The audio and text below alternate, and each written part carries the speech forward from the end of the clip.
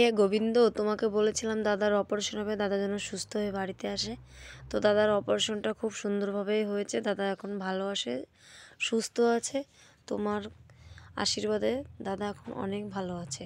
তো বাবা মা তোমাদেরকেও বলছি, কালকে তোমাদেরকে বলেছিলাম, আজকেও বলছি, দাদা এখন সুস্থ আছে, ভালো আছে। তো আজকে সত্যি অনেক অনেক বিশ্বাস হলো যে ভগবান সত্যি আমাদের মাথার উপরেই থাকে, বাবা মাও মাথার উপরেই থাকে। ভগবান আশীর্বাদ করলে সব কিছুই সম্ভব হয়। তো হ্যালো বন্ধুরা, গুড মর্নিং সবাইকে। সবাই কেমন আছো? আশা করি সবাই অনেক অনেক ভালো আছো, আমরাও ভালো আছি। বুলটি বিষয় চ্যানেলে তোমাদের সবাইকে স্বাগত। নতুন একটা ভিডিওতে জানাই সবাইকে ওয়েলকাম আর অনেক অনেক ভালোবাসা। তো আজকের ব্লগ ভিডিওটা আমি এখান থেকে স্টার্ট করলাম। তো সকাল হয়ে গেছে, অনেকক্ষণ আগেই এতক্ষণ পুচুকে নিয়ে ঘুরে বেড়াচ্ছিলাম। তো বাড়িতে কেউ নেই পুচুকে ধরার মতো। তোমাদের দাদাভাই অবশ্য আজকে বাড়িতে আছে, 6 দিন পরে কালকে বাড়িতে এসছে ও। তো ওর জন্মদিনের দিন ও হসপিটালে গিয়েছে আর 6 দিন পরে আজকে বাড়িতে এসছে। তো যাই হোক, এখন উঠান ঝাড় দিচ্ছি। দেখো সকাল সকাল আজকে আবার তোমাদের দাদাভাই যাবে মেজদাকে আনতে, ওইখানে আজকে মেজদাকে ছুটি দিয়ে দেবে। তো ওর জন্যই সকাল সকাল উঠে কাজ বাজ শুরু করে দিয়েছি। বাড়িতে যেহেতু কেউ নেই, আমি আছি আর দিদি সকাল 6টার ট্রেন ধরে শেষদার ওইখানে চলে গেছে কলকাতা। আমডিতে আছে দাদা এখন। তো দাদা তো এখন সুস্থ আছে আর এখন আমি সকাল সকাল তাড়াতাড়ি সব কাজ বাজ সেরে নিচ্ছি। আমাদের যে সকালে মেয়ে বউদের বাসি কাজ থাকে, সেই কাজগুলোই কমপ্লিট করছি। তো ওটা ঘরের দরজায় জল দিলাম, তারপরে তুলসী তলায়, তারপরে ওই দেখো রাস্তার সামনে আর ওই সমাধি হচ্ছে আমার শ্বশুরের ওইখানে। তারপরে চলে আসলাম বিছানা তুলতে, এখন বিছানা তুলবো। আর এখন পুচুকে নিয়ে তোমাদের দাদাভাই বাইরে আছে, জিতু বাইরে আছে মুখ ধুচ্ছে।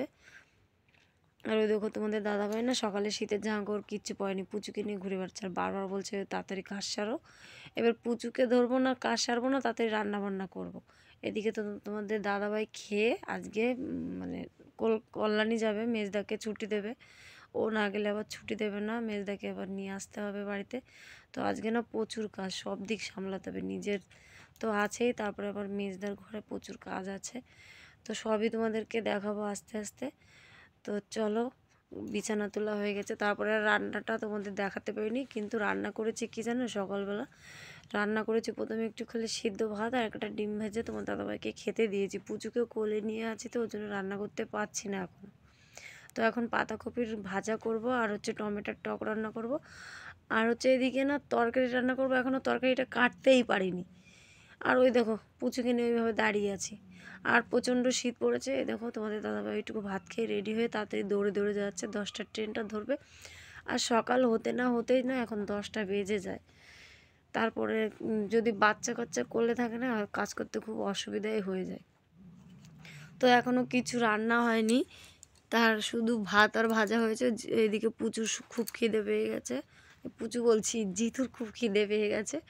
তো এখন জিতুকে খেতে দিয়ে দিয়েছি, তারপরে এই যে তরকারি রান্না করছি এখন আবার। তো এই দেখো পেঁপে দিয়ে আলু দিয়ে নিরামিষ রান্না করতে হবে, যেহেতু মেজদা এখন মাছ মাংস ডিম এগুলো মশলা জাতীয় অনেক তেল ঝাল খেতে পারে না। খুব সাধারণভাবে পেঁপে দিয়ে আলু দিয়ে নিরামিষ তরকারি রান্না করব, মেজদা যাতে খেতে পারে, আর ডিম সিদ্ধ করতে হবে। তো তারপরে আমি চলে এসেছি কলপাড়ে, ওইদিকে রান্না হচ্ছে কিন্তু গ্যাসে, আর এদিকে আমি কলপাড়ে কাজ করতে চলে এসেছি। আর এখন না পুচু একটু ঘুমিয়েছে, এই ফাঁকে তাড়াতাড়ি কাজ না সারলে হবে না। তো এই দেখো জামা কাপড় ভিজাচ্ছি, এখন জামা কাপড় ধুয়ে দেবো। আর এইদিকে কিছু থালা বাসন আছে, ওই এঁটো থালা বাসন কটা এখন ধুয়ে নেবো। এখনও রান্না হলে তারপরে আরও কিছু এঁটো থালা বাসন হবে, কিন্তু কেবল সকালে চা বানানো হয়েছে আর তোমাদের দাদাভাই জিতু খেয়েছে, আমিও ভাত খেয়ে নিয়েছি। তো সেই কটা আগে ধুয়ে নিচ্ছি, তারপরে আবার পরে ধোবো। তো চলো, থালা বাসন কটা মাজা হয়ে গেছে, এখন সব একটা একটা করে ধুয়ে নেব। আর এই যে এই ক্যানটা সকালবেলা আমার বড়দা করেছে কি, মানে অল্প একটু খিচুড়ি দেয় স্কুল থেকে পুচুকে, ওই খিচুড়ি আনতে যাব, ক্যান দেওয়া হয়নি, ওই এত বড় খিচুড়ির ক্যান নিয়ে খিচুড়ি আনতে গেছে। কি যে হাসি পেয়েছে সকালবেলা। তো যাই হোক, এখন ক্যানটা ভালো করে ধুয়ে নিচ্ছি।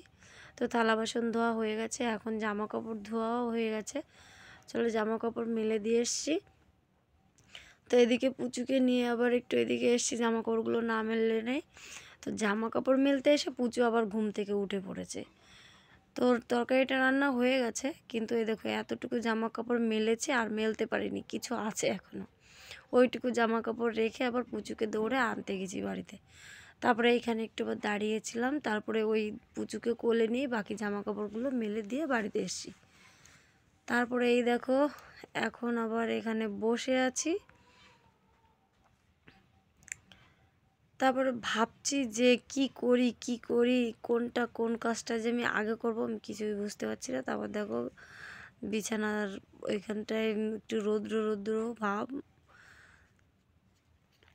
তারপরে হঠাৎ দেখি মেজদাকে নিয়ে বাড়িতে আসছে। তো এই দেখো মেজদাকে নিয়ে তোমাদের দাদাভাই বাড়িতে চলে এসছে। এখন মেজদা অনেকটা সুস্থ আছে। তো আর ওইদিকে আমি চেয়ার পেতে দিয়েছি, ওই দেখো ওই চেয়ারটায় এখন মেজদাকে বসাবে। আর ওই দেখো আরও চেয়ার লাগবে, তো নিয়ে আসছে। এখন দাদাও বসবে, তোমাদের দাদাভাই বসবে, আর পুচুকে কোলে নিয়েই করতে হচ্ছে।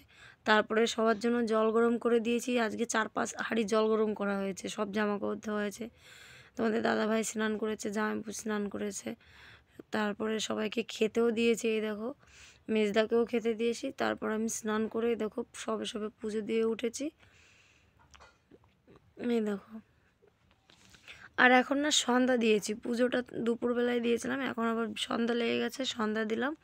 তারপরে এই যে এখন বাটি মুছছি, এখন বাটিতে একটু জল আছে, ওর জন্য ভালো করে মুছে নিচ্ছি বাটিটা। তারপরে মেজদার জন্য আর জামাইবাবুকে দুইজনকে মুড়ি দিয়ে আসবো, সন্ধ্যার সময় মুড়ি আর চা খাবে। তো চা বসিয়ে দিয়েছি, ওইদিকে চা হচ্ছে, আর এদিকে চার জন্য 2টো কাপ রেখেছি। দাদাবাবু মেজদা চা খাবে। আর এদিকে পুচু খুবই করছে, মানে কি বলবো, খুব নিচে হয়ে যাচ্ছে। এখন নিচে নামতে ইচ্ছাচ্ছে কিন্তু নামানো যাবে না, এখন প্রচণ্ড ঠান্ডা পড়েছে, আজকে খুব শীত।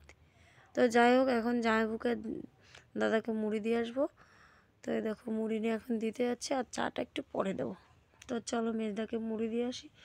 তো ওই দেখো মেজদাকে মুড়ি দিয়ে এসছি, ওরা খাচ্ছে, আর এদিকে চা বসিয়েছি, চা হচ্ছে। আর ওই দেখো পুচুকে নিয়ে কী করছে, পুচুও খাবে। তো ওকে 2টো একটা করে মুড়ি খাচ্ছে, ও খুশি হয়েছে। তো ওকে বাবা বললে না খুব খুশি হয়ে যায়।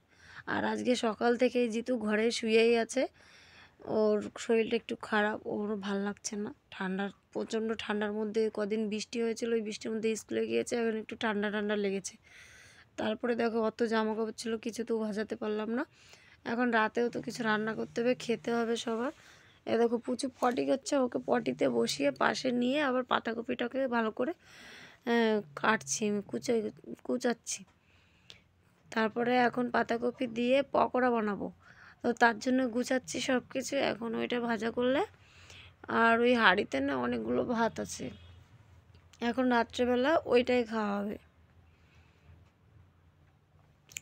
তারপরে এইদিকে দেখো আমি তো একটা জামাকাপড়গুলো এখন ভাঁজ করব, কিন্তু জানি না ভাঁজ করতে পারবো কি। এইদিকে দেখি তোমাদের দাদাভাই বলছে তুমি ঘরের কাজ করো, আমি এইদিকে তোমার রান্নাটা করে দিচ্ছি। তাই বলছি কী করছো তুমি, তা দেখি কি সত্যিও এখন আমি ওই পকোড়ার ওইগুলো ছেড়ে দিয়ে এসছি তেলে, পুড়ে যাচ্ছে নাকি, তাই আমি দেখতে গেছি, বলছে না আসতে হবে না, আমি করে নিচ্ছি। তো এই দেখো রাত্রেবেলা এখন এইটাই খাওয়া হবে। তো তোমাদের দাদাভাই খাচ্ছে, আর আমি পুচুকে নিয়ে আসি। এখন না রাত কটা বাজে, প্রায় 9:30 বেজে গেছে। জিতুর ভালো লাগছে না, এখন শুয়ে পড়বে, তো ওর মাথা যন্ত্রণা করছে। তো বন্ধুরা কি বলবো, আজকের মতো এই ভিডিওটা তোমরা প্রথম থেকে লাস্ট অবধি দেখো। Good night.